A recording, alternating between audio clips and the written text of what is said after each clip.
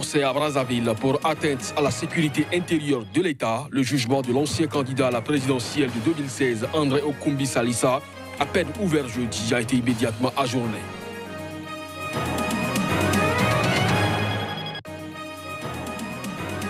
Les dirigeants de l'Union africaine se sont réunis à Addis Abeba au cœur de discussions l'élection présidentielle contestée en République démocratique du Congo. L'arrivée à la tête du Brésil de Jair Bolsonaro préoccupe les défenseurs des droits de l'homme. L'ONG Human Rights Watch a fait part de ses craintes quant aux idéaux du président d'extrême droite, partisan d'une approche musclée contre la criminalité. Mesdames, Messieurs, bonjour et bienvenue dans ce journal dont les titres sont ainsi présentés. Des dirigeants de l'Union africaine se sont réunis à Addis Abeba au cœur de leur discussion, l'élection présidentielle contestée en République démocratique du Congo. Plus de précisions à travers cet élément.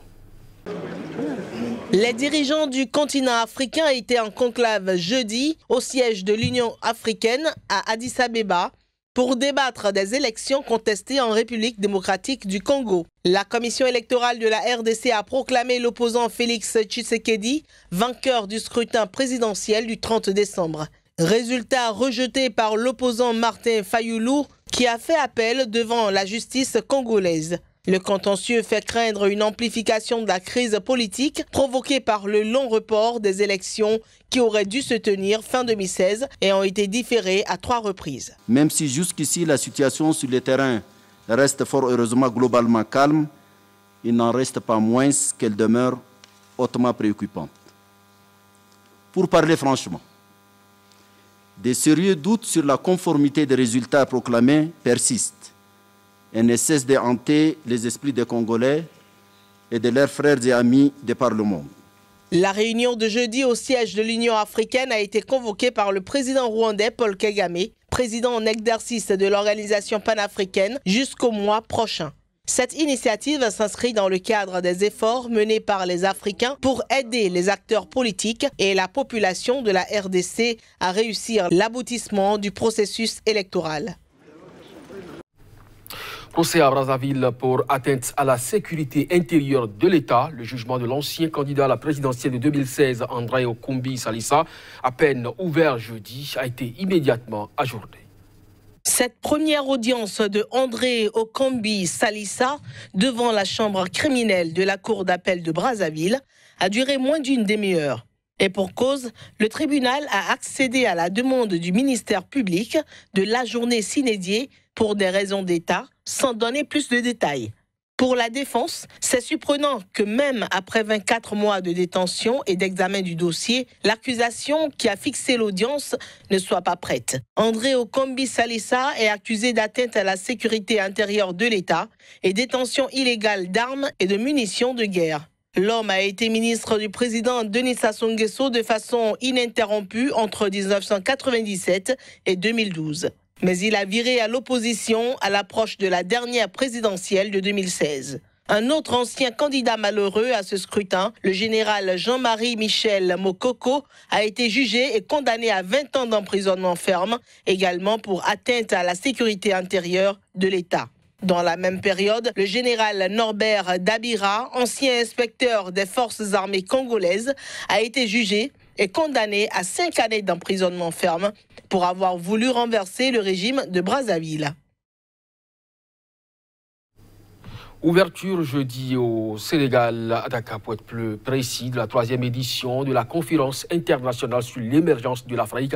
Après la capitale économique ivoirienne, eh bien, cette réunion se tient donc au Sénégal et on a donc l'Afrique. Reportage. Émergence, secteur privé et inclusivité, c'est le thème de cette réunion africaine qui accueille des centaines d'experts et de décideurs. Au premier jour de la conférence internationale sur l'émergence de l'Afrique qui se tient au Sénégal, des dirigeants africains et étrangers ont insisté sur l'importance pour le développement du continent, de la stabilité politique et du secteur privé. Le président sénégalais Macky Sall, qui a récemment lancé la 2e phase de son plan Sénégal émergent, a également insisté sur l'importance de la sécurité. pour atteindre les objectifs de développement. Le président sénégalais, évoquant la mobilisation des recettes fiscales, estime qu'il faut des efforts de l'État, mais aussi que le secteur privé doit se retrousser les manches. C'est la manière la plus efficace de se battre face à la compétition mondiale. Un continent en quête d'émergence ne peut se résigner à la seule exportation des matières premières brutes, souvent mal rémunérées et à des prix aléatoires. L'Afrique qui émerge, a souligné Macky Sall, est une Afrique qui transforme ses matières premières. Au Soudan, la police a une fois encore dispersé ce jeudi des manifestants anti-gouvernementaux. Les contestataires se sont rassemblés dans le centre de la ville capitale soudanaise avant de se diriger vers le siège de la présidence. Mais la police est aussitôt intervenue en tirant des gaz lacrymogènes. La police a dispersé à coups de gaz lacrymogène des manifestants anti-gouvernementaux qui marchaient en direction du palais présidentiel pour appeler Omar el-Béchir à quitter le pouvoir 4 semaines après le début de la contestation. Après un appel à manifester à Khartoum et dans d'autres villes du pays ce jeudi, des Soudanais se sont rassemblés dans le centre de la capitale avant de se diriger vers le siège de la présidence. Mais la police est aussitôt intervenue en tirant des gaz lacrymogènes pour les disperser. L'association des professionnels qui regroupe notamment médecins, professeurs et ingénieurs est le fer de lance de ces manifestations. Des manifestations ont également eu lieu dans les villes de Port-Soudan et Gadaref, selon des témoins. Déclenché le 19 décembre dernier par la hausse des prix du pain et des médicaments et des pénuries dans un pays en plein marasme économique, les manifestations se sont transformées en rassemblements quasi quotidiens contre le président Omar el-Béchir, qui a catégoriquement rejeté leur appel à partir. Pour Khartoum, les États-Unis sont à l'origine des difficultés avec leur sévère embargo imposé pendant 20 ans, qui interdisait au Soudan de mener des activités commerciales et des transactions financières à l'international. La ville minière de Bakouma, dans le sud-est de la Centrafrique, connue pour ses importations de jugements, pour ses importants jugements d'uranium du moins, et contrôlée par 2 groupes armés depuis fin décembre, a été reprise par les autorités. Le Front populaire pour la renaissance de la Centrafrique, l'un des principaux groupes armés issus de l'Est-Séléka, s'est retiré de la ville sans affrontement. L'armée centrafricaine et la MINUSCA ont repris position dans Bakouma depuis mercredi matin selon les autorités de la localité, qui ont également annoncé que le Front populaire pour la renaissance de la Centrafrique, FPRC, l'un des principaux groupes armés issus de l'ex-coalition Séléka, a quitté la ville. De sources concordantes, ce retrait s'est opéré sans affrontement. Le 31 décembre, 2 groupes armés issus de l'ex-Séléka, le FPRC, et le groupe armé Union pour la paix en Centrafrique, UPC, avait déclenché une vague de combats contre des miliciens anti-Balaka, puis contre l'armée centrafricaine en attaquant Bakouma. Depuis, le FPRC, qui avait le contrôle de la ville, avait indiqué ses intentions d'établir une base permanente à Bangassou pour nettoyer la zone des éléments anti-Balaka et de l'armée centrafricaine. Plusieurs assauts de l'armée centrafricaine accompagnés de casques bleus de la MINUSCA avaient alors essayé sans succès de reprendre le contrôle de la ville. La région de Bakouma, qui abrite d'importants gisements d'uranium, est fréquemment le théâtre de conflits entre les groupes armés qui veulent la contrôler. Rappelons qu'un dialogue entre les autorités centrafricaines et les groupes armés doivent se tenir le 24 janvier sous l'égide de l'Union africaine.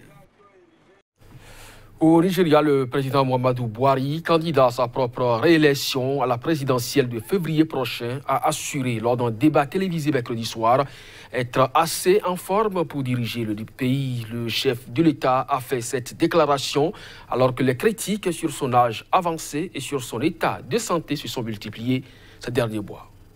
Interrogé sur ses capacités physiques pour être reconduit à la tête du Nigeria, Muhammadu Buhari a répondu être assez en forme pour encore diriger le pays.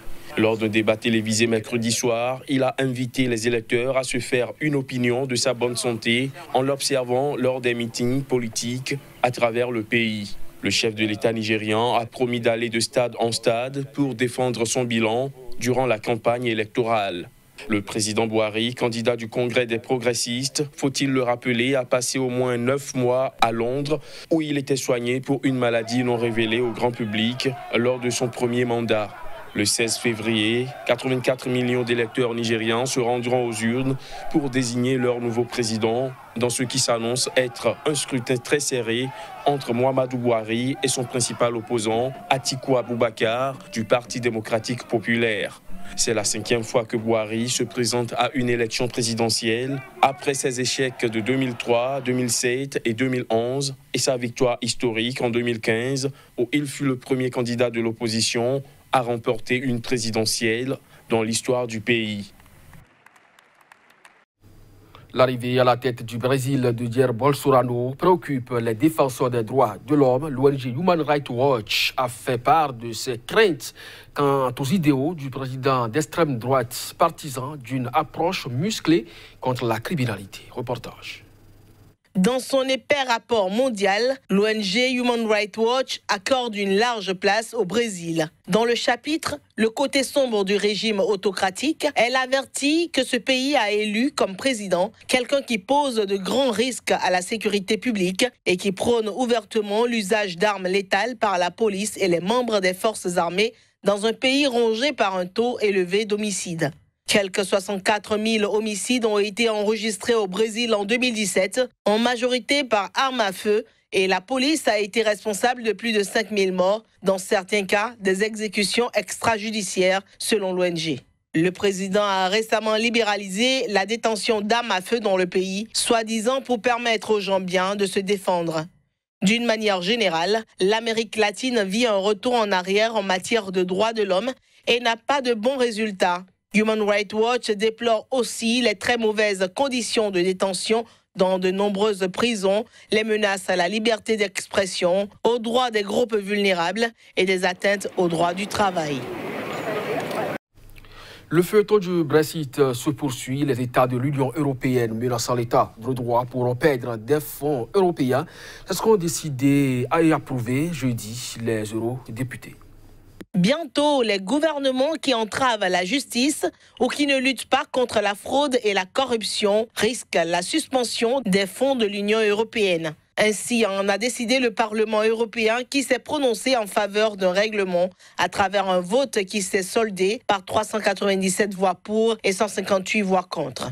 Le règlement adopté constitue la position du Parlement européen. Il doit désormais entrer en négociation avec le Conseil de l'Union européenne qui n'a pas encore défini sa position. Le fruit de ces négociations devra ensuite être voté avant l'entrée en vigueur. En cas de violation des règlements, une suspension ou réduction des paiements européens devrait être approuvée par le Parlement et le Conseil avant d'être mise en œuvre. Le gouvernement mis en cause devra quand même poursuivre la mise en œuvre du programme ou du fonds de l'Union européenne concerné et effectuer les paiements destinés aux bénéficiaires finaux, tels que les chercheurs ou les organisations de la société civile. Initiateur de tout texte législatif dans l'Union européenne, la Commission avait proposé en mai cette création inédite d'un lien entre le versement de fonds européens et le respect de l'état de droit. Bon week-end en compagnie des programmes Jessica. Merci à chacun de nous avoir suivis. À très bientôt.